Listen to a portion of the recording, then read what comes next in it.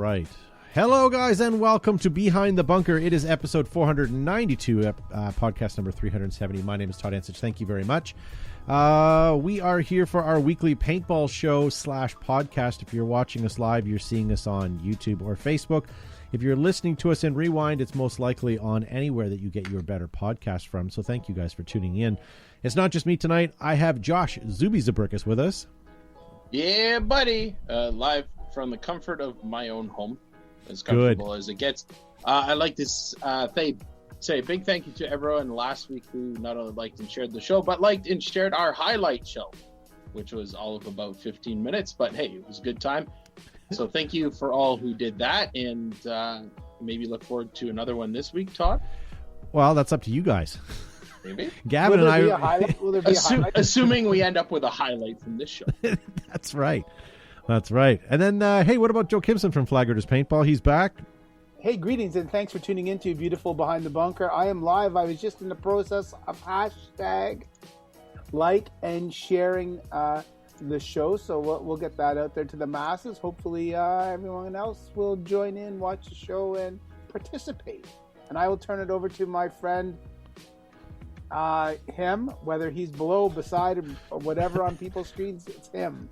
To say, what a great friend. You know him by first name. Why? He was going to introduce himself. I know. He, she, him. They. Z, I think, is actually his preferred pronoun. As he sits there waiting for a quiet moment that we're not giving him.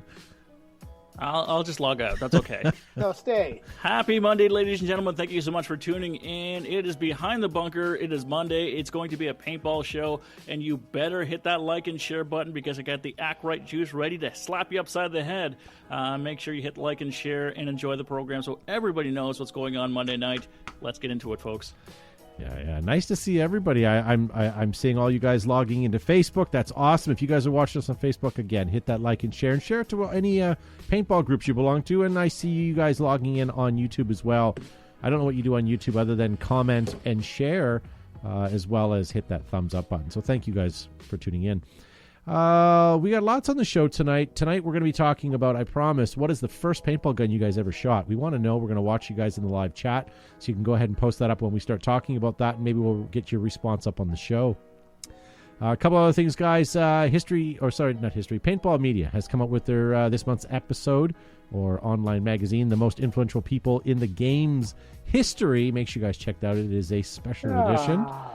And then over here, guys, speaking of Paintball Media, the Jeremy Somm Sniper incident, make sure you guys sign up for their Patreon and get watching that. Go to patreon.com/paintball.me or Paintball Media and watch it. We had a good rant about it last week, so make sure you guys, if you haven't listened to our last week's podcast, go back and check that out. Also coming April 20th, the Tim Montrester documentary. You're not going to want to miss that, so definitely get subscribed up over there. And if you want to know more of what happened last week, we did release a highlights video. Check that out. That's on YouTube, Facebook, and everywhere else you get your media from us. Last week, Chase Traffic Morris was watching the show, and he was double screening it. Look at that. This is a view from his desktop. What do you think? Looks good. Great. I don't know if you need to have two of you. That's fine. I think his prescription is different in each eye, so he needs one bigger than the other. I'm not sure. Maybe. Look at a little Todd on Todd action. Todd on Todd. Wow. Oh, no, hang on a second. Go back to that photo. We just discovered that Chase is one of those people. Yeah. One of those 27 tabs open at one time people. That's true. And why is so many Pornhub tabs open? Oh, whatever. That's for Chase to talk about. Guys, we have a few patches left. If you want any of the Behind the Bunker patches with the Velcros on them where you sticks to your jackets and jerseys, we are selling it for $10 plus postage. That's all I got left. So if you want them, there's a stack going out in the mail tomorrow, and then I'll do another run this week if anybody wants them. Just send us a message, and we'll send you a link to where you can get them from. We breezed over this last week, and I want to make sure we gave it its due. Did you guys see that the CS2 now has the mech frame kit that you can add right to it? Yeah, buddy. Yeah, Pretty cool. I think we briefly talked about it during the sponsor roundup, but there you go, ladies and gentlemen. If you guys want to not only have the performance of a CS2 when you're playing, but want to have the mechanical ability, now you can get that and just bolt her on. I just want me an MG100. I just want me an MG100. That's too much Yellowstone going on. I watched too much Yellowstone. That was more trailery than Yellowstone, though. You reckon it was? I don't know. I reckon yada. Also, Enola Gay. Have you guys seen these? The new patches they came out with? I meant the email. Those are slick. Fantastic. Josh got his own patch there. Or the ball cap, the EG paint. Yes. Looks good. Yeah, I missed it. Yeah. Speaking of podcasts we were talking about before, we are now up on Amazon Music. I was just told that they picked up our whatchamacallit, and Player FM. Not sure who they are and why they picked us up, but they did. Thank you very much. So another 2 platforms for you guys to check us out on. 2021 NXL event schedule. Make sure you guys check it out. The first big event's happening in Dallas for the pro event, and some of the local series are already going to be happening before that, but definitely check that out.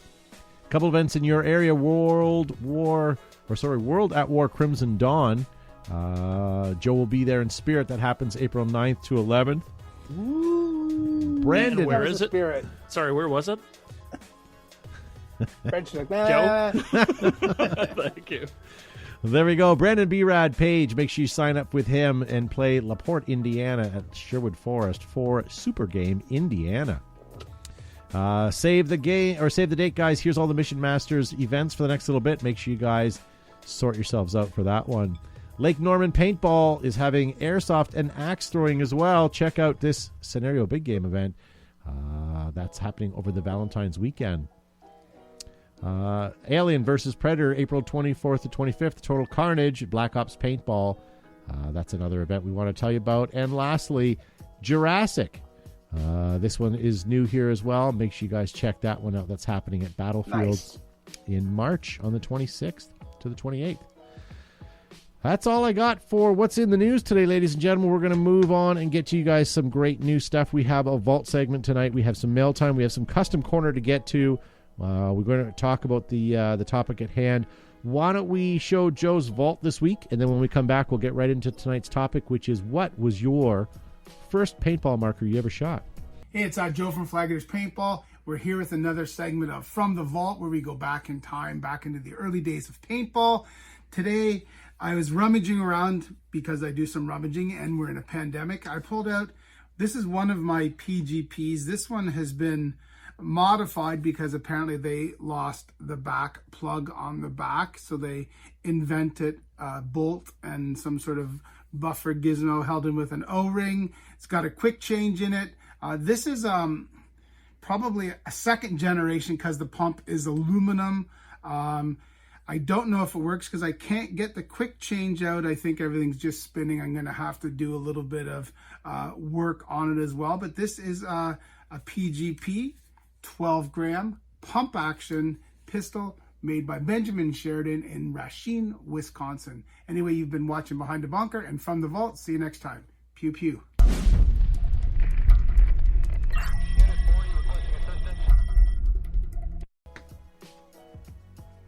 Are you coming to me? Nice. Well, that was my Sheridan, one of my Sheridan PGPs that was clearly a second generation because it has the aluminum or the metal pump. The third generation had a slightly longer barrel as well, and the polymer pump. The very first ones, you didn't have a pump. You just cocked them out. You just cocked them out the back and then and shot. So kind of a bolt action affair, much like the Nelspot 007. So that was kind of cool. That one, I think I've decided I will sell that one, and it's gonna go out the door. Those third gen ones that had the polymer slide cap on the top where you load your paintballs. Yes. Was made out of, I didn't think this was possible, but plastic that was even more brittle than an egg. I don't know. Is that really? Is that possible? Mine, I owned mine for all of about 2 weeks, and it shattered. Oh. I was extremely disappointed. And you cannot find replacement parts. Didn't they make them out of recycled eggs? They took the egg plastic, melted them down, and... It seems like it was not virgin egg plastic. It was biodegradable egg. It was an environmentally friendly loader system. It's actual eggs. Eggshells. Yeah, so there you go, guys. If you want something else out of Joe's vault, if you have anything specific, send him an email or get a hold of him through any of our social media outlets. And maybe he's got something he can drag out and show you guys. I have something neat. I'm gonna for next week. It's kind of cool. And I was looking for a couple things today, and I pulled it out. And I go, "Wow, that's neat." So that'll be next week. Yes, I pulled it out, Gavin. Good one. Remember, if you're gonna do that, as we keep saying, do it at home. Yeah, there we go, ladies and gentlemen. All right, so what was the very first gun that you guys have ever shot as a paintball gun? You guys have sheets from people who have sent in their responses. Gavin, let's talk to you first. What was the very first thing that you shot? And I'm going to add one other thing to that. Not only have you shot, but what was the first gun you purchased? Okay, so Todd, I'm glad you asked me that question. So the first gun I shot was at the time, I guess it would have been a PMI Tracer, and that was the rental marker, a pump marker at Flag Raiders paintball games, where I played my first paintball game ever. So it was a 140-round hopper, 7-ounce CO2 tank. It had an auto trigger on it for peppering people downrange. So that was the first gun I absolutely shot and loved and fell in love with the sport. Follow-up question to that is, what was the first marker I purchased? It was a Brass Eagle Tiger Shark pump. So I purchased that from Champions Paintball Supplies from Aldo Perone, which was $100 even, I believe, which came with the 7-ounce tank, a VL200 hopper, and the Tiger Shark itself. So I went from pump to pump, and still love the genre, and that's what got me hooked into the game. Nice. Gavin leading by 1 on the genre meter. Joe, we'll go to you last. Josh, what about you? I honestly do not know what the first actual marker I shot was. I think it was about 96 at Flag Raiders. Wow, you're old. Not sure what. Probably a Stingray or a Tracer. No, probably a 96 Tracer. Might be a Spider? No, that was too early. No, it wasn't a Spider. Even a Piranha. A Pro Light, maybe. Maybe a Tippmann Pro Light. Possibly if you the upgrade Pro it. Light. We had Pro Light, so we upgraded. I'm not sure. I was like 14 at the time. Oh. Was it semi-automatic or was it pump? I believe it was pump. No. That would have been the Tracer? Maybe a Tracer. No, it was semi-auto. Pro Light or a Stingray then. So what was your first gun that you purchased then? The first gun that I purchased was a Mini-Mag. Okay. It's quite a thing. Josh has got that look at that's quite the leap. Yes. It was. I went straight to the top, and it's all been downhill from there. Yeah. First gun I ever shot was a Spider Compact TL Plus. It didn't work, so secondary gun was a Spider Compact. As I turned it in and got that. And then my first gun purchased, I guess, was a KP3. Joe, what about you? This will be interesting. And next week we're going to get Matt. We're going to get him a microphone in his home studio. The first gun I ever shot was a Nell Spot 007 at the Survival Game, and it had oil-based paint. I won't bore you guys with that, but that was the first gun I ever shot. Then Flag Raiders as a field bought Mark I Uzis for rental guns. That was our rental gun, so that really doesn't count. But then the first gun that I ever bought and I carried in this shoulder holster was a Splatmaster. Just the the stock basic Splatmaster. That was my first gun that I ever purchased for myself. So I'd be running with a Mark I Uzi, and then in a shoulder holster I have the Splatmaster that I would pull out. And you pulled that out, people go, "Oh, he's got this crazy gun," and then you'd shoot them. So that was my first ever purchase gun. Can you imagine back in the day, guys, if, like, right now, there's so many guns on the market. Back then, there was only like a handful. So when you came to the field with something new, it was a historic occasion, right? Now the only way to get yourself noticed is if you have a wacky color or something kooky, but that must have been fun. But back then there was no paintball magazine. There was no nothing. Like, you sort of randomly found out about things. Like, there was no internet. There was no paintball magazines. Fax machines hadn't even been invented. Yeah. Like, you were getting shit in the mail in an envelope that came from somewhere with a stamp on it. But how I ever got that. But I guess once you found out, then you would phone and say, "Hello, my name's Joe. I run Flag Raiders Paintball." What?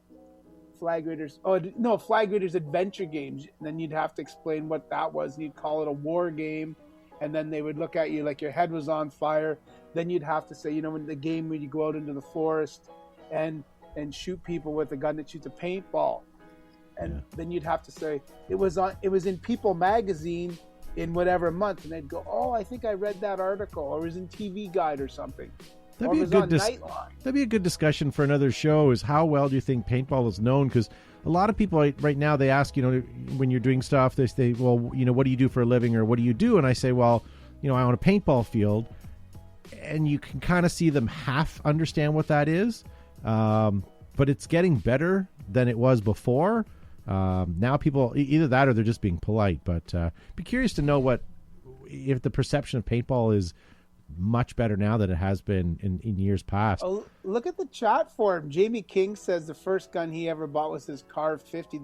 Jamie King bought one of those VM68s that was converted by Protein Products, and it was the Car 68 AT. So that was pretty crazy. And you got to think, he's the president and CEO of Angel North America. He could have had all kinds of things. He is. That's a lie. Jamie's first paintball marker was a slingshot. And then you can ask him what his first boots are he ever bought, and he'll tell you what they were. Hey, Mike Thompson in the live chat says his first gun that he purchased was a Timmy because the Spider TL Plus was a gift. Not much of a gift there, Mike Thompson, that's for sure. Connor says that he bought a Tippmann A5, but he shot an SL68 pump as his first one.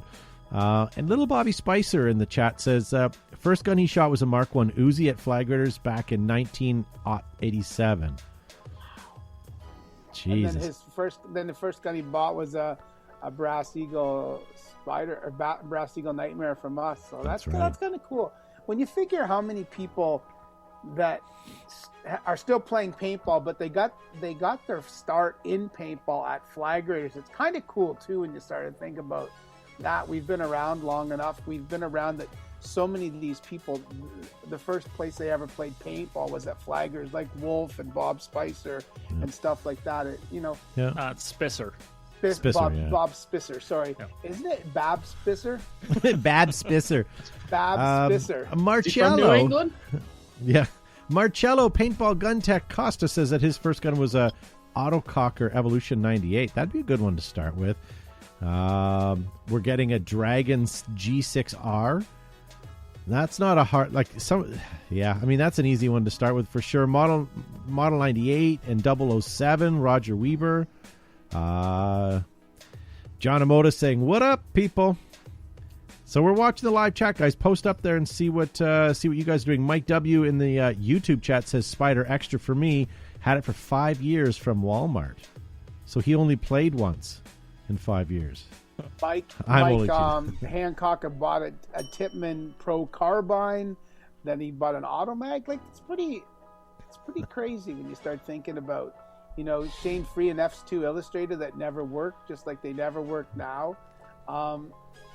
That's pretty neat when you start to think about the history and how long we've been involved in the paintball sport. What about you, Gappin? Do you have anybody on your sheets? Yes, I was trying to get into there. Sorry. No, it's okay. It's your show, Joe. Whatever, right. I'm going to leave now. It doesn't matter anyway what I say. Okay, but hold on a sec. You guys both keep threatening to leave. I'm just kidding. I got nowhere to go. There's good TV on tonight. I can't wait to get back to the studio so I can have some sandwiches again. I'm Yes, starving. yes. All right. So from the Instagram world, Paintball 100 said he started with a Brass Eagle Stingray 2. Yes, great marker. Wow. And Tepley04, Tipman Rental, no air, and tried to shoot on the field and failed. What the hell happened there? What kind of field is that? Kevin in the YouTube chat says his PMI Tracer was the first marker he shot. Spider Service Compact first marker he bought. There you go. I got a bunch here on my sheets. We didn't even talk about those. Grant Higginbotham in 1995, the field we play at now. PGP Pistol. Tracy Santos, a Green Rebel. Damian Baker, WGP Ranger, 1989-ish.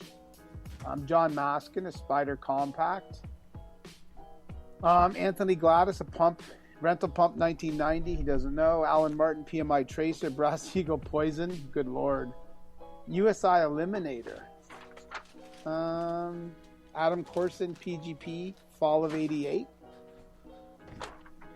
Blaze Renzio says, Tippin Model 98. Yeah, I think a lot of people's first gun would have been a 98 or a 98 Custom. Thousands and thousands of people could say that. For sure. For sure. Kevin Kemzumik, first marker was an original Tracer, first semi of VM68. That's pretty crazy. Derek Lowe, Splatmaster, then a Crossman 3357 many years ago. Charles Dean in 1997 says a Tipman 68 carbine. Those Tipmans getting people into the sport and keeping people in the sport. Yeah. Second to Tipman, what would you think the next gun would be? Spider? As the most Stingray. popular... No, but as the most popular first gun purchase? Probably a Spider or a Piranha. Chase Traffic Morris was a 98. And then Mindy Medina, KP2, got for his 16th birthday. Wow. Kind of cool. Okay, so this is a one that really caught my eye. So Christopher Delicious Pringle says his first marker was the actual gotcha gun. You know, those, that pack of, I don't know, they were like 43 caliber paintballs, but yeah, so it was a gotcha gun that he first shot. Jeez. Josh, what about you? You have some... Yeah, I've got a good one here from David Howard. This is a Green Spider Imagine. I still have it. I'm a hoarder. No, David, you're not. Hang on to everything you got. Don't sell it. It's your first one. It's your baby. Even if it is a Spider Imagine. If you're a skier or a hockey player, I can understand you selling and trading up and trading up and trading up. But when it comes to your paintball stuff, you always need extra stuff to have as backups and to loan out to other people to get them all out there. I don't know what other sports like that, but with paintball, you should never sell any of your gear. Yeah, I don't. Aside from actual firearms, I don't think. But even still, I don't know if I would sell an actual firearm. I mean, you got it because you liked it. Keep it. Get a different one if you're. You know what I mean? Like, I don't know. I don't know. I think we've talked about this numerous times on the show, and that great regret each of us has selling any of our equipment. Oh yeah. So if you are just starting out, or if you have a bunch of gear that is sitting in a Rubbermaid bin or a garage or something, just leave it there. There's nothing worse than selling it, making a couple of bucks for it and thinking this is great, but that regret, it's so soul defeating. Don't Gavin, sell your stuff. Regret, yes, no regrets. Elliot Darno has a good thing. He says, what about the best, your best new backup? Yeah. I got a good one in here from Steve Preskill. I'm not sure if he wants us to actually read it out, but I'm going to anyways. This is the Talon, complete with Walmart protection plan. Nice. Oh, shut up. I hope he saved that receipt. He said used it once and then bought new stuff. Yeah. Now, Bab Spisser, lesson learned, says he bought 3 used guns from me. They were not my guns, that my own personal ones. I think the ones you got were all new stuff that I just hadn't used yet. Bab also responded and sent in a picture of his side Mark II Uzi, courtesy of Flag Raiders Adventure. Well done. And I got one here from this genre from Shane Hurd that hasn't been said yet. And that, of course, is the Splatmaster Rapide. Ooh. No one's said Rapide yet. No, I haven't heard that. That's great. We'll throw that gun in there. Interesting. I read through my whole list, and of the list that I had, like 3 pages, I didn't have anyone that said their first pistol they used was the 8-shot, the 62 caliber 8-shot repeater that the adventure game, the Great Canadian Adventure Game or the Adventure Game of America used. It's kind of it's neat, and that company in the early 80s, in the late 80s, they were running full-page Toronto Sun ads, and their places were packed. But it's interesting that none of the people that have read or are currently watching this show use an 8-shot repeater. Kind of, it's interesting. Of the thousands of people that played, this is what I find interesting when it comes to people who originally played. Phil Velasquez sends this one in, says from an unknown company known as ACI, or as Air Concept Industries. I like hearing about those smaller those named companies that you don't really hear. Yeah, that you don't really hear much about. It's kind of neat that his first gun was from one of those really rare companies that you don't hear a whole lot of, right? Yeah. Lisa Weber also brought up a good point. She said, Gavin said the word genre. Time for a drink. Isn't that the point of the game now? You guys are just starting? I've got some already in the hopper already, so I pre-genred. All right. So Tanner Kingston says the first marker he shot was purchased was a JT TAC 5 Recon, and Mike Bogolub says 1982. He has a photo there. I can't really make out at this point. And Julian Christie says Brass Eagle Nightmare was the first gun that he purchased. So thank you for those contributions and walk down memory lane, folks. That was great. Yeah. If you guys have a suggestion for a topic of the show, post it up in the live chat, or send us an email or DM or a PM, depending on what way you want to get a hold of us on social media. Why don't we cinch up that topic for this week, guys, unless any of you have anything else to shout out? I'll take that as a no, Todd. Nope, very good. All right, I want to tell you guys about something, and then we'll move on. Coming up next, we're going to get to Custom Corner, where you guys send in some of your custom stuff. Then we'll get into some mail time. But first, I want to tell you about my friends at Planet Eclipse. Did you know that Planet Eclipse has more championships, new mechanical markers, new electronic markers, new territory, including the new MagFed division? Get Planet Eclipse and take on the world. I'm working on it. When the world's leading manufacturers, Enola Games, the world's leading manufacturers, smoke grenades, thunder flash, airsoft, and paintball grenades for use in theater, film, photography, and of course paintball. Pull a tab on an EG at your next event. #PopSmoke. And look at their new patches. They're pretty amazing.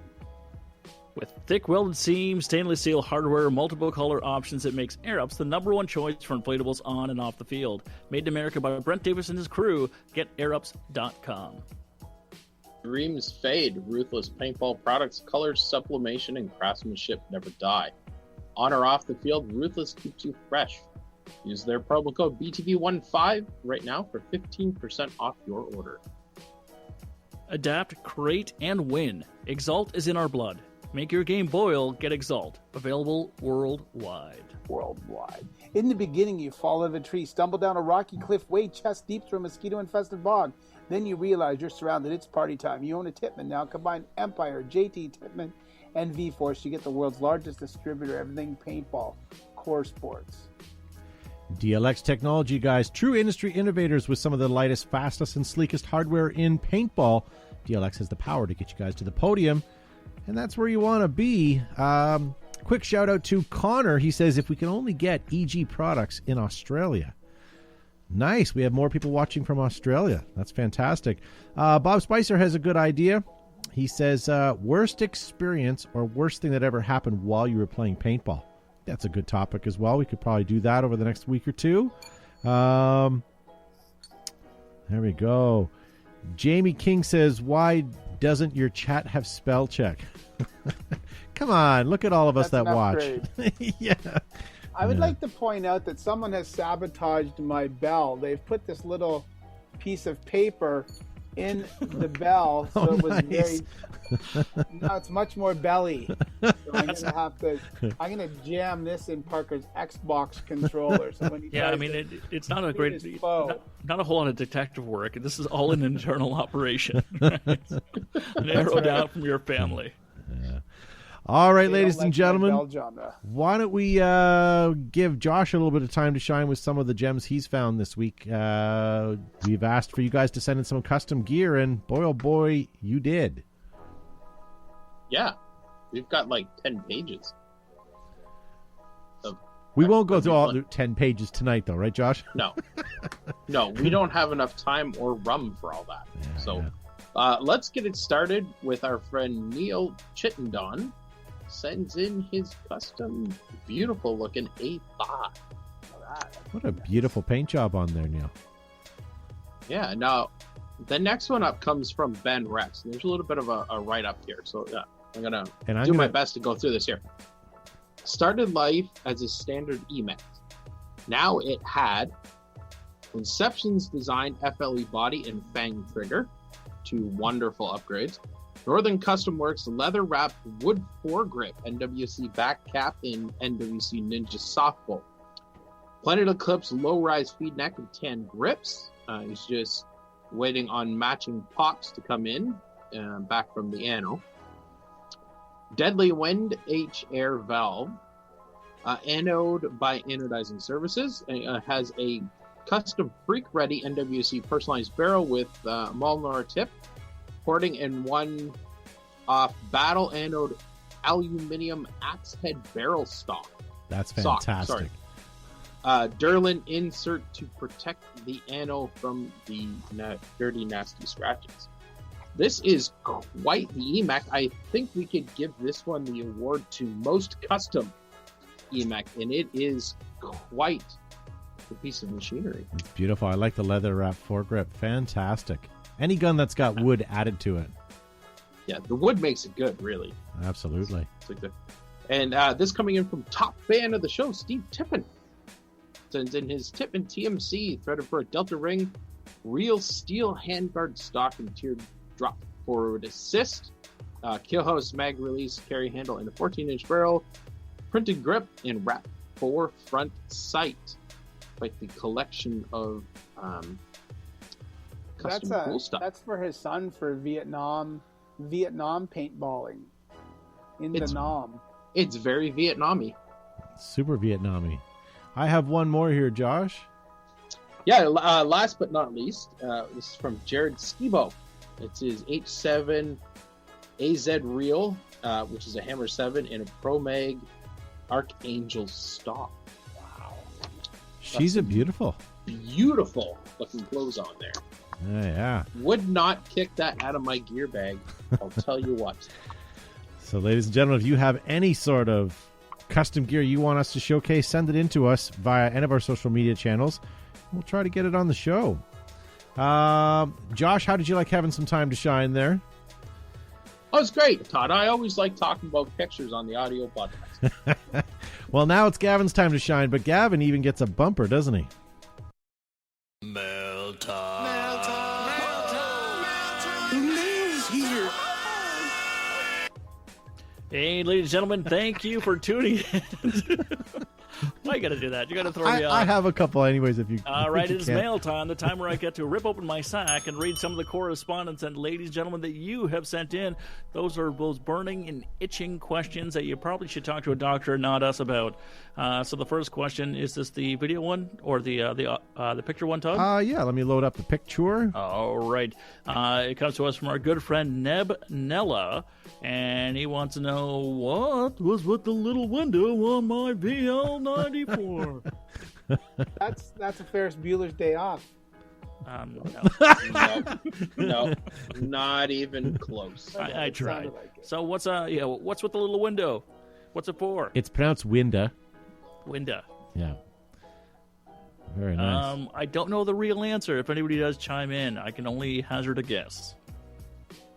Maybe it was at one time in designed so that you could put a feed gate into it. that could be a cutout and the feed gate might drop in. Pardon the simplistic nature of the question, but isn't it just there for a window to see into the loader? Is the plastic, to you guys, does it look like it's a little clearer than the translucent lid of the... Maybe it was just glued in so you could see in? Clear, and that could be made more clear with the addition of enhancement of some Windex. Oh. Yeah, I don't know. Maybe that's all that it ever was. I mean, before this lid, there really wasn't any sort of clear loaders. When was the first clear loader? The Eggy? The Halo? The Quantum? BL200s. They The had original it was clear. loader lids were black. Well, they weren't clear. They were translucent. Like this is good. Hey, Look now at you're that. splitting hairs. No, I want to know. If I want to see your balls across the field, I'd like a clear loader, right? Like an Egg or a Halo TSA or a Halo loader, a Pulse, if you will. Pulse. I wonder if it's. I think I know what it is. Okay, They originally came with black lids with a clear window, did they not? they did. I'm willing to bet it's nothing more than a mold thing from the factory. Because they probably made them in black with a clear window that let you see in, and instead of creating an all-new mold from it, they probably just use the same mold but with black plastic with the window. Yeah. Check out the big brain on Josh. I don't Well know. done, sir. Bobby Doust has a good comment. I don't think it's 100% correct, but when I read it, it was like, good call. He said, what about the square timer that went there? The JT timer. But it would have been talking different timer, size. Yes, originally that's what I thought, but that actually fit nicely on the, I guess the battery harness of the BL2000. So that would not fit a talking timer. But back in the day, before the talking timer, people used to use stopwatches and Velcro timers, it or yeah. glue it, on top of the lid. So maybe All that's what could it be. We're all going to look really stupid now because someone actually posted the real answer in the live chat, and now you're all going to feel foolish. John Jones, it's a portal into the parallel universe. Can you go back and edit the show so we look really, really smart? No, I think you're right, John We Jones. can go back and we can all John's- jump in the loader and John's go back in wrong. time. John's wrong. That window was on the bottom. There's nothing I want to see on John's bottom that requires a window. All right, can we move on? A week doesn't go by when I don't insult do. John Jones. We don't know the Please do. answer, but if anybody does, please post up. I would love to. I think we nailed it though. I think we're pretty close. I think Josh has the lead on this one, right? At least Yeah. for unsolved mysteries. I'm going with your theory. All right, so the next question comes to us from Devin Schwartz, and he wants to know, what is the best theme for a scenario game ever? Good call. Either you played or you heard about or you just think in general. I'm a Simpsons fan, and I'll be honest with you, when we did a Simpsons game, that was right up my alley, and I thought that was the greatest. I also liked the Trek Wars game that we had been to. Not really a Star Wars fan, more of a Trekkie than a Star Wars guy, but I still appreciated it, and I thought that was kind of cool. Joe's going to say probably Vietnam. Yeah, some Vietnam game. You know what? I like some of the current stuff we've done, but some of the various missions that we've done in Phoenix projects were pretty cool. Like Dark Continent, when the guys were digging up diamonds in the sand under fire with little shovels from the dollar store, that was fun. Or when they had to shoot the kite down with a drone, those all were pretty cool. It's a counterterrorism. That was fun. Eric Engler says full the gap. Plug. Cameron It's here. Turnbull says Mad Max theme with vehicles is perfect. We had, I like your idea. We had a game that was a CIA kind of game, and we had two vans, two DEA. They were Chevy Vandura vans that ran. We had them painted up and stickered as DEA trucks, and we would drop vanfuls of people in certain parts of the field. I don't know how the whole game played out, but I just remember that, and I remember that was so cool. You just open up the door as you're just slowing down the van, and you're kicking these paintball players out because they're under fire as they're coming out of these vans. It was great. It's pretty cool. That was at our middle field, and it was pretty neat because it had that whole ring road around it and a bunch of intersecting roads, so you could get to point A to point B in relatively easily. Problem is, people were figuring it out halfway through the day, and they were following the vans. they knew they were yelling fresh fish. So Devin, to answer your question, I'm going to go the political route. So I've done a number of different scenarios, and I've enjoyed many. But I think what the best scenario ever is, whatever translates to the people. So we talked about this numerous times over the course of the show about teams who show up in jerseys and in uniforms and sort of just play the game. I'm always impressed and love the fact that people source out costumes and spend that extra time and effort into it. So any game that lends itself to people coming up like cosplay, playing in costume, in character, then if it translates well, then that's the best scenario ever, right? Because again, it's so much easier to see a costume versus an armband.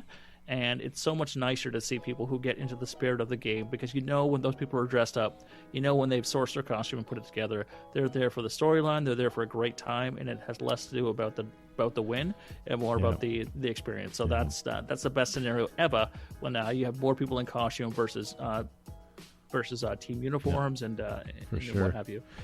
Jason Cooper says, I miss that old field. Happy Holton says Viper, any of the Viper games. And then Mike Grizzly Grub, nice to see you back, sir, says any surprise helicopter assault. Yeah, sometimes those are great, but they also sometimes piss people off too, which is kind of part of the fun too. Matt, Josh, and I had an opportunity to ride in a tank at Fulda Gap, and that was a pretty fun thing for a little while. I don't know if I could do that for the day, but that was fun for the time. That was awesome. We shot a lot of paint. Yeah, we did. I ran out of air in that tank. Roger Weiber says the pirate game at Sherwood Forest had lots of pirate costumes. That'd be cool. Yeah. One of my favorite ones was the Water Wars at Flag Raiders. Yeah. And it was sort of a post-apocalyptic type thing, and we had giant water jugs out on the field, right? And Joe had us barter with his son in the staging area using water for different props and stuff we could use on the field. That was a lot of fun. It was very interactive, and I remember it being a good day, and like people took all kinds of old equipment, modified it a little bit. Like there's a ton of people dressed up. It was a lot of fun. I went to TSC and purchased a bunch of potato sacks like that. Yeah. And got my mom, who, was very handy, to sew together a shirt like with hood. So that's the kind of spirit I really miss about many scenario games right now. It's like thinking outside of the box and looking and sourcing out costumes, and then people getting really into it. And you don't have to spend a ton of money. Like the Vietnam games, there was like people used to buy black scrubs and be BC. The rice hats. Yeah. I don't want no scrubs. Vietnam game, because I have a box full of black scrubs, black scrubs and shirts and pants that people could sell, and we could have Bab Spisser could be the whole Viet Cong team. But like going to thrift stores and finding that piece and putting it together, because one, you want something that looks your part, and you also don't want to spend a whole lot of money on it. So some people can't be that creative or get that many costumes together. So Bobby Doust has a good suggestion. He says, what about a naked paintball theme? Just wear your goggles. There you go. Two words come. I got nothing. Two words come to mind. And it's hard and no. Yeah. Kevin said Fallout at Flag Raiders was good. Those bottle caps. Yeah. Yeah. Good scenario. Yeah. I think, as Gavin says, whatever the scenario is, it has to appeal to as many people as possible, because most people at big games just want to play paintball, not necessarily get involved in the mission. So if you can get them interested in the storyline, we did a trailer park game. That was also a big hit, because everybody wanted to know, because, the cards were funny and things were good. Yeah. All right. Well, why don't we move on, Gavin? Can we cinch up your sack for a little bit? Absolutely, ladies and gentlemen. I'm going to cinch up my sack, and if you have any questions you'd like us to address on mail time, send it to showbehindthebunker.com or post in our social medias, and we'll address it here on mail time. Yeah. Two things I want to get to real quick before we end the show on Facebook, but continue on YouTube and record our podcast. I'm going to throw myself under the bus. I posted these pictures on Facebook this week on my own personal account. But there you go, guys. My team was sponsored by Eggs, apparently, because all of us had not only the Smart Parts jersey, but the VL egg When I loaders. saw that picture, that's the first thing I noticed. Exactly, and I think I have one more here. Yeah, there you go. There's me playing. You can see how I was trying to hide that egg so it didn't get shot. I didn't want my... But I also appreciate the tucked-in shirt. Well, yeah, Very that was dapper. the series. We had to Very do dapper. that. We also have somebody who's looking for an appraisal. We have little Joey Kimson here who has a couple items that he wants to sell, but he's not really sure how much he should sell it for. So let's have a look at these. I don't have theme music, unfortunately, but here we go. So here are some WGP barrels. Is this a Caner, Joe? That is a Caner. I guess it would be. It's just two-tone, yeah. You're right. I'm pretty sure the backs are stainless. I'm not sure. So that's a WGP Caner kit. I have four backs or 5 backs and 3 fronts for that. That I'm looking to see what that's worth. So it creates it. There's another one somewhere, and then I have a tactical one with 4 backs and 3 fronts that I'm interested in what people think it's worth. Yeah. Now, for those of you that may not know, the Caner kit was probably one of the best barrel kits. I don't know. I think that they're still probably one of the best barrel kits you're going to find. This is back when sizing paint really wasn't a thing. It's not as common as it is now, right? I like how you get to see Joe's sturdy footwear in the bottom of that picture. That is my interesting Those story. Those are his about, indoor sturdy footwear. Those came to me from George because footwear. I wanted those shoes, and they won't export them out of the U.S., so I had to have them sent to George, and then George sent them to me. Yeah. So Thank you, Mr. Hey, here's your boots. Hey, John Jones wants to know what thread those barrels are. No. They're EMF 100s. John Jones, they're EMF 100 threads. So there you go. Planet Eclipse EMF 100s. They'll also fit autocockers. Is that a boomstick in the background? No, that is the Caner kit. It's a Caner kit. WGP, and those are all sized backs. Yeah, and then you get 3 different tips on there as well. I think you get a 10 or a 12, a 14, and a 16. Yeah. Jason Cooper says $100. I crazy. I think he's yeah. Connor Bryant's hit it on the nail on the head in the chat there. He says firstborn child is the price in Australia. It's about the price of a firstborn child here in Canada too. I would say it's about 4 wallabies for you. Where's that from, John Jones? He says, I'll buy that for $1. Where's that from? I've heard it before. I know it's a reference to a television program, but I don't know where that's from. It's not Benny Hill. Maybe he'll post. No, we'll stop the show and Google it. Yeah, could we? We have time. So there you go. Jason Cooper says, okay, not $100, but $110. Yeah, I don't know. I think me personally, I wouldn't ask for anything less than $200 for it. That's from RoboCop. Is it? I'll buy that for $1. It's from RoboCop. Yeah, I think you're right. But I think that's originally from something prior to that. But whatever. SCTV says Bab Spisser. Sorry, Bab. Losing fans one at a time. Yeah. Well, if you can't piss them off, yeah. We can't offend Bob. Come on, let's be honest. No, he's had to go through his whole life with that mug.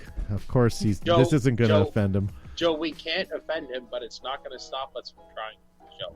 That's true. That's true. On Point Construction Home Repair, if you guys are looking for some home repair, says they're worth $200. Yeah, he's probably right. As I said, I wouldn't give it up for less than $200.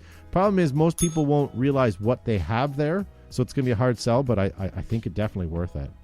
$200 US. I don't think I'll part with. I would part with it for $200 US. Yeah, maybe $200 US. Yeah. No. Mull it over a bit. Yeah, tell them it's cash and they're crisp. Oh, well. Hey, guys, if you're watching us on Facebook, we're going to say farewell to you. We're going to continue to broadcast on YouTube, and we're going to continue to record for our after show /podcast So thank you very much for watching us on Facebook.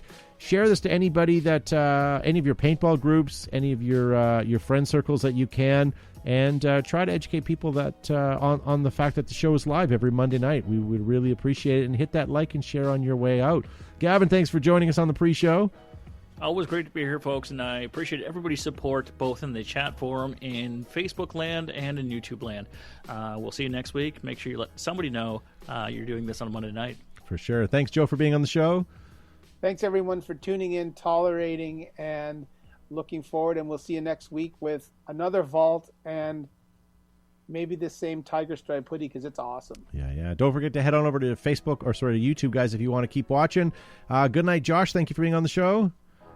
Yeah, thanks for having me yet again, and thank you to all 64 shares that we had out there. One of those is mine, so I'm not going to count it, so 63. To the rest of you who didn't share, you're dead to us. And as always, folks, don't forget to help control your local airsoft population. Have your local airsofters spayed or neutered. All right, and thank you, Screech, for being on the show tonight. Oh, yeah, that's right. R.I.P. Mr. Screech. Really? Yes, R.I.P. Mr. Screech. Hey, I have to end up on a high note.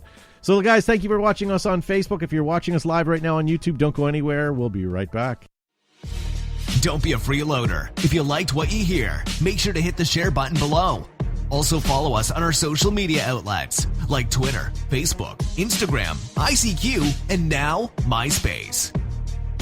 If you want to join the conversation, post your comments and we might read them on the show. Oh, Jesus. We should find we're back live, guys. We should find out we should create a home for where he lives. Is it Alabama? No, he lives in Vermont. I don't know. Spisser's not a Vermont name. Bab. Well, Babbitt. Well, if it's Bab, then it's New England. Or Baston. It could be from Baston. Yeah, Bab Spisser. Bab Spisser. Do you know where Bab Spisser's khakis are? All right, so welcome back to our after show, guys. Nice to see a lot of you guys are piling into YouTube. Thank you so much for doing that. YouTube, if you guys are watching us, always hit that thumbs up button and always put a comment in. That for some reason helps our algorithm and gets us going. So thank you for joining us again tonight. Yeah, that was a good show. I enjoyed that. What would make our highlight reel? If you weren't here. That's not very nice. That was cold. Cold-blooded. Cold-blooded. Too bad this is the after show, so that won't make the instant replay. I guess I'm not back next week. You guys know what I had to drink tonight? What did you have to drink? Well, what comes in maraschino cherries soaked in moonshine? Diet Coke and cherry something. Is that from our friends in Elmira? Our friends in Elmira. What is that again? I don't know. What is it called? I can go look on the label in the fridge. Oh, it's fine. Oh, well, speaking of which. Oh. What do you got there? Are you going to shave again? I am going to shave when lockdown is over. So this is my COVID. I'm homeless looking anyway because I don't have to go anywhere. So when we officially get out of lockdown, I'm going to shave and take it off and look presentable again. So that's what I'm doing. So, what I was saying to Joseph, this is what you got to pick up, my friend. So for those who don't know, Murphy's Law Distillery in Elmira is a moonshine company. They serve a mason jar. Hold that up again? Yeah, it's like a spout that just screws on top of your mason jar. Did you buy that from them? So you're more classy drinking from a mason jar. No, it's because it's hard to pour out. It helps with spillage, and the more moonshine you have, you want to save it as liquid gold. So yeah. So no more licking it off the counter as you spill it. You're trying to pour it in your Tom McIntosh says he ordered some Murphy's Law last week. It's moonshinery. Maybe somebody can help me out in the live chat. I haven't been to North Carolina in a while, but I was telling the guys that moonshine was traded down there like a commodity, how people would, I saw them at the paintball field trading guns for moonshine, or, hey, I owe you $100, here's X amount of moonshine. Is that still done, or now that moonshine is kind of now regulated and more available, is that still something that happens? I'm curious. I remember seeing that somewhere else. I think it was maybe it was EMR, where somebody's coming up, like like as soon as he arrived, like everyone was like to the back of his truck. Oh, like people lined up with that, and he had these giant mason jars, and in it was half an apple and like 2 cinnamon sticks. Now Joe Perez, they used to have their oh juice, goodness. wasn't it? He almost got in trouble. It was out of mason jars too. It was like whatever concoction they had. So anyway, I guess Pod juice. Gavin, it's called Cherry Bomb. Podsteins. Cherry Bomb. Okay, yes. So yeah, we're on a BTB's on a big moonshine kick, and hopefully we get a sponsorship soon because damn, it's tasty. So I'm As soon not as sure you if you guys... said that, now all I have is Cherry Bomb by what's his face in my head. Outside the club, Cherry Bomb. Well, who's I that? have no idea what you're John talking Cougar about. but don't Mellencamp. do John that Cougar anymore. Mellencamp. Don't you dare tell me you don't know Jack and Diane. That I'm wasn't gonna it, but put that was some- Jack and Windows Diane. Jack. No, I'm gonna No, put same some album, just same artist. Caramel into my coffee tomorrow morning. Caramel moonshine into my coffee. Joe's tomorrow in his morning. own world. So George Hayes says Outcast Lemonade. Okay. Thank you. Someone's David phoning me. David Reed says that True Moonshine, yes, is still traded, not the store-bought crap. Yeah. Yeah. That's not crap. You're not going to go blind, for sure. Someone's trying to phone you from No, Flaggers. the secret is- 9 o'clock at night. The secret is to put it in a little cup and set it on fire. If it's blue, don't drink it. If it's brown, drink it down. Apple pie if moonshine sounds if it's good. blue, it burns too hot, which means the alcohol level is too high, and you might actually go blind if you drink it. Yes. Anyway, we're derailing the show with moonshine talk. Well, Happy How's that Holton derailing says the that show? yeah, we have no show. Happy Holton says I can confirm nor deny the existence of various stills on various fields. All right. I would like a Happy Holton map to all the good fields. Is that why his name's Happy Holton? I think so. He's the happiest. Yeah. Hopefully a seeing eye dog can attend as well. What about trying to think of the other That's song? what the tank. I swear that's what the tank was running on at Super Game too. That Shrek had us in.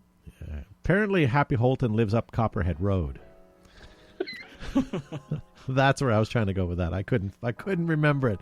That's a long way to go. It sure was. It's an awkward pause. Yeah.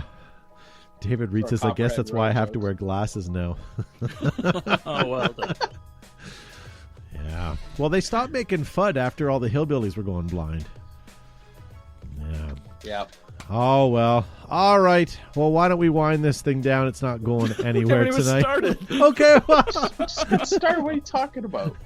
Oh, Parker has just arrived. You come down here earlier every week.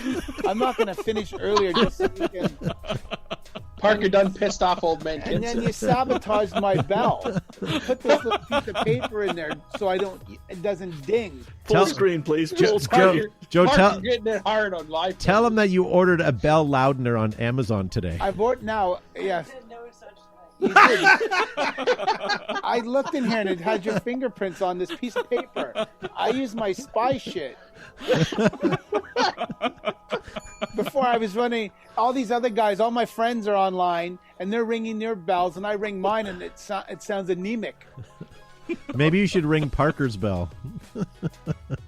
Not on air. I Not on want you to air. respect my bell.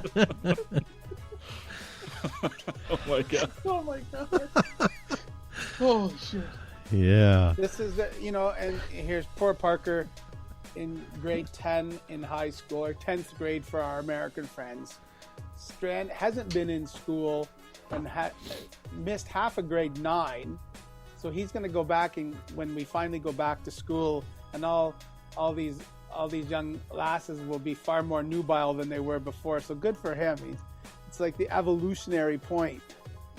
Are you pimping out Parker on I'm not Zoom? pimping him out. I'm just like high school. Some people liked high school. I really enjoyed high school, and it was fun. I was involved with student activities and stuff like that. It was a good part of my section of my life. Growing Agreed. up from, and good experiences, and a lot of these kids are missing a lot of their, not a lot, but a portion of their, life and their development. I feel bad for anyone that's, Well, you're missing a quarter of it.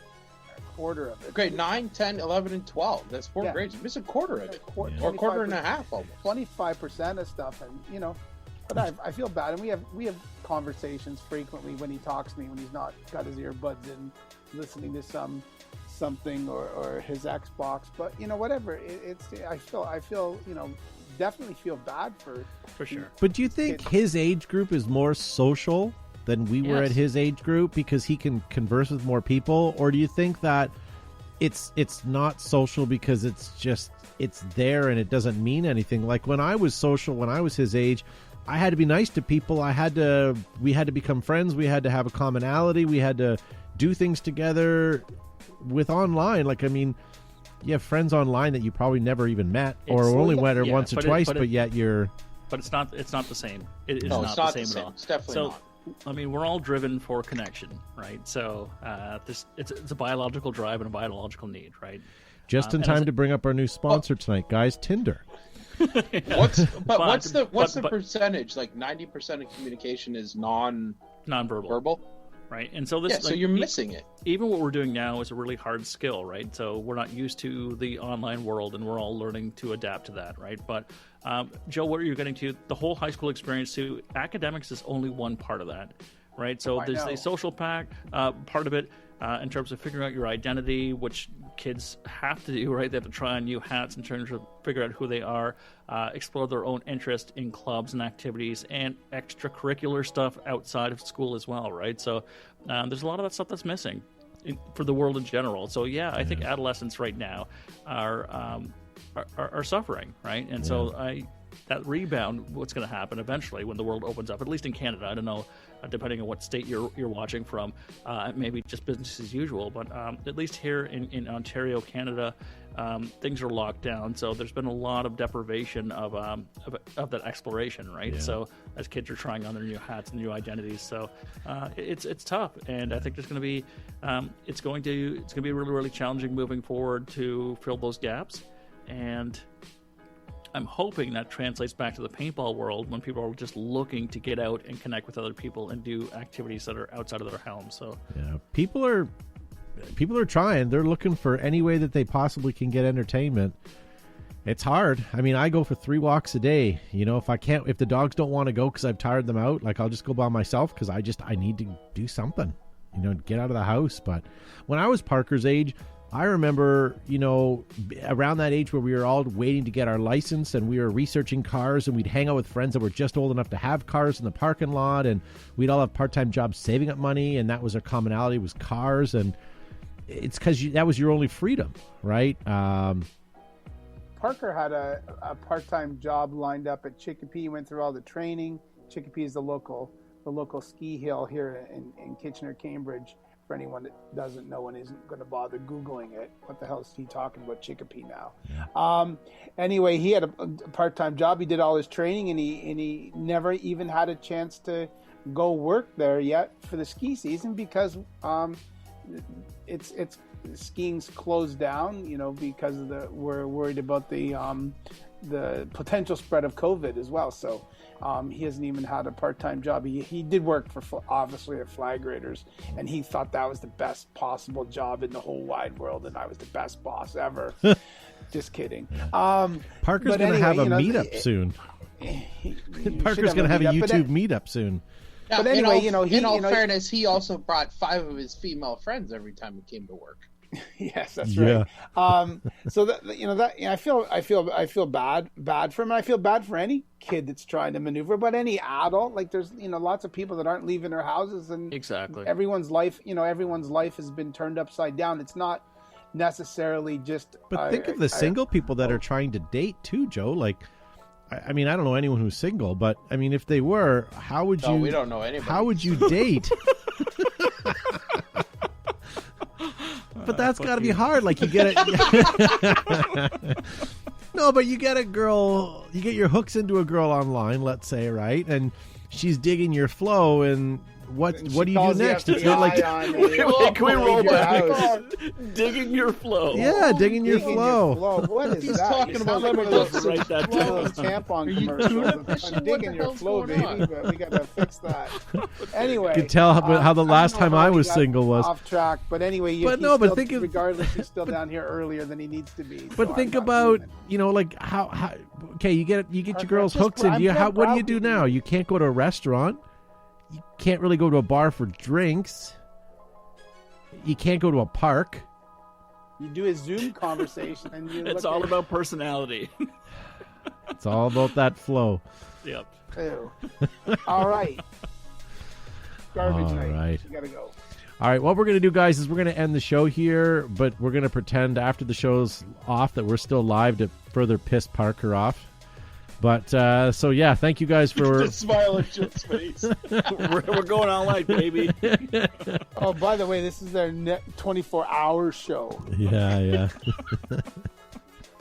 Well, you don't have to get up and go to school tomorrow. Oh, there isn't any. Sorry. Yeah. So there you go, ladies and gentlemen. We're going to end it right now. If you guys are watching us on YouTube, again, hit that thumbs up, hit a comment on your way out.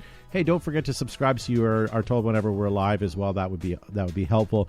And if you guys are enjoying what you're hearing, head on over to anywhere that you get your better podcasts from. We're there for some reason.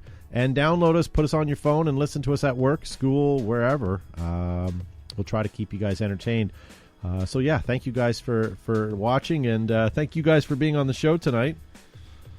Thank you. Do you guys have anything you want to say at farewell, or should we just?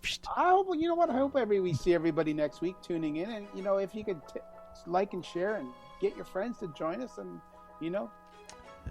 David Yeah. Reed says behind the bunker after hours. David, we've done that before. It gets us into trouble. We'll have to do it another time. Yeah. Thanks for joining us, everyone. Yeah. all right, see ya. All right, guys. Farewell. See you next week. And welcome to Behind the Bunker.